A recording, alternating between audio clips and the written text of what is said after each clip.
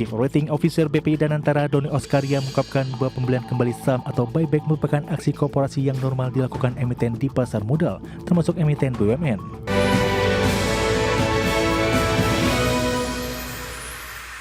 Pemirsa, COO BPI Danantara Doni Oskaria mengungkapkan bahwa pembelian kembali saham atau buyback ini merupakan aksi korporasi yang normal dilakukan oleh emiten di pasar modal, termasuk emiten BUMN.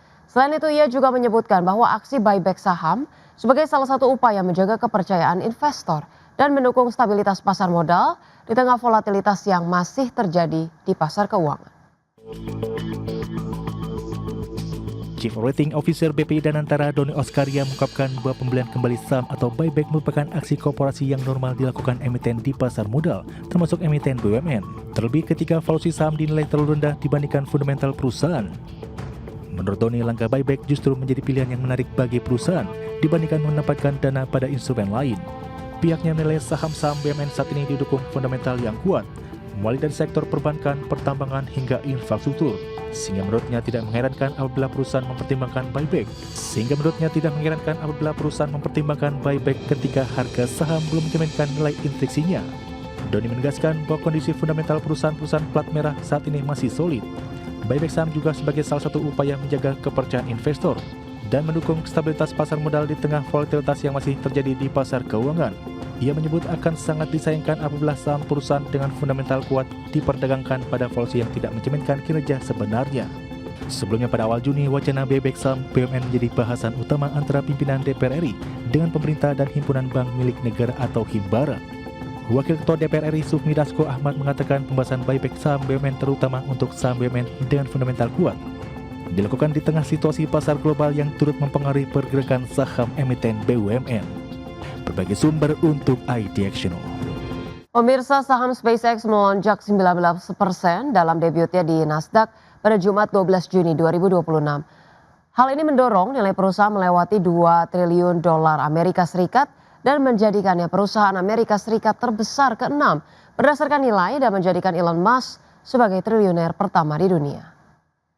Investor langsung memanfaatkan kesempatan untuk mendapatkan sebagian dari kerjaan Musk yang luas yang meliputi oleh roket satelit dan juga AI setelah IPO senilai 75 miliar dolar yang memecahkan rekor. Lebih dari 510 juta saham senilai sekitar 84 miliar dolar berpindah tangan meskipun SpaceX saat ini tidak menguntungkan dan hanya menghasilkan sebagian kecil pendapatan yang dihasilkan oleh raksasa teknologi dengan nilai serupa. Adapun saham SpaceX berakhir di level 160,95 dolar per saham dan meningkatkan nilainya menjadi 2,1 triliun dolar Amerika. Kenaikan ini mendorong nilai pasar SpaceX melampaui Broadcom.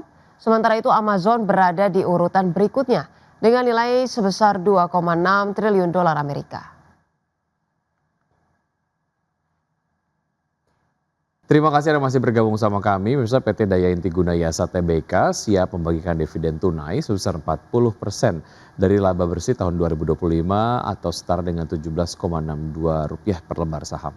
Ya, keputusan pembagian dividen ini menjadi yang pertama kali dilakukan sejak perseroan mencatatkan saham di Bursa Efek Indonesia.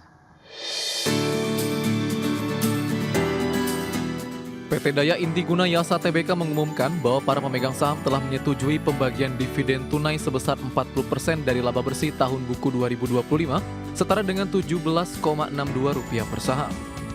Direktur Utama Perseroan Edwin Ceah mengatakan kondisi ini menandai pembagian dividen perdana perseroan sejak mencatatkan saham di Bursa Efek Indonesia. Ia menilai keputusan ini didukung oleh kinerja tahun buku 2025 yang mencatat laba bersih sebesar Rp1,1 triliun dengan pendapatan mencapai Rp7,9 triliun, tumbuh 16,7% dibandingkan tahun sebelumnya. Manajemen menyatakan pembagian dividen mencerminkan kekuatan fundamental bisnis perusahaan serta kepercayaan para pemegang saham terhadap kemampuan eksekusi dan pendekatan pertumbuhan jangka panjang yang terus dijalankan secara disiplin.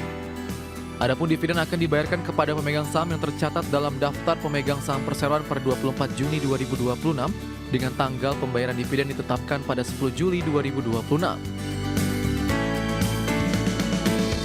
Dengan telah terpenuhinya kewajiban penyisian cadangan wajib pada 2025, perseroan kini memiliki fleksibilitas yang lebih besar dalam mengalokasikan modal.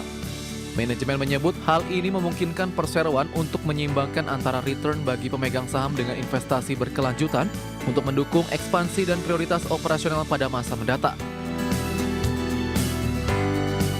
Berbagai sumber IDX Channel. Ya pemirsa, terima kasih. Kita berlanjut ke informasi berikutnya. PT Fafros atau Pafros Tbk menyepakati pembagian dividen tunai sebesar 4,12 miliar rupiah dalam RUU PST tahun buku 2025. Ya, nilai pembagian tersebut setara dengan dividen payout ratio sebesar 15% dari laba bersih tahun 2025. Manajemen menegaskan bahwa pembagian dividen menunjukkan kondisi keuangan perseroan yang sehat dan solid dan fundamental bisnis yang kokoh. Hal tersebut sejalan dengan kinerja keuangan perseroan yang berhasil mencetak laba bersih sebesar 27,4 miliar rupiah di tahun 2025, tumbuh 109% dibandingkan dengan tahun sebelumnya. Raihan laba tersebut didorong oleh pertumbuhan penjualan hingga 2 digit dan keberhasilan strategi efisiensi operasional. Sementara itu untuk tahun 2026, manajemen optimistis perseroan akan kembali mencetak pertumbuhan profit pada tahun ini yang tercermin dari kinerja perseroan pada 3 bulan pertama tahun 2026 yang kembali mencetak pertumbuhan laba bersih signifikan sebesar 112,86% secara tahunan.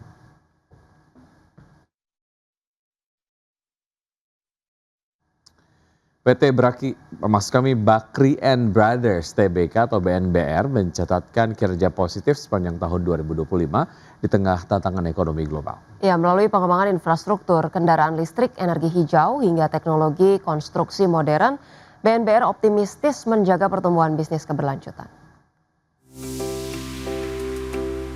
PT Bakri and Brothers Tbk mencatat pendapatan bersih sebesar 3,74 triliun rupiah pada tahun 2025.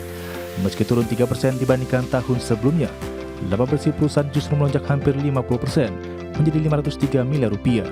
Kontribusi terbesar berasal dari bisnis manufaktur baja BMI Group, disusul bisnis kendaraan listrik VKTR serta infrastruktur melalui BIN Group. Di sektor infrastruktur, BNBR melalui pengelolaan tol Cimanggis-Cibitung mencatatkan rata-rata volume lalu lintas lebih dari 40.000 kendaraan per hari dengan pendapatan sekitar 2,3 miliar rupiah setiap hari.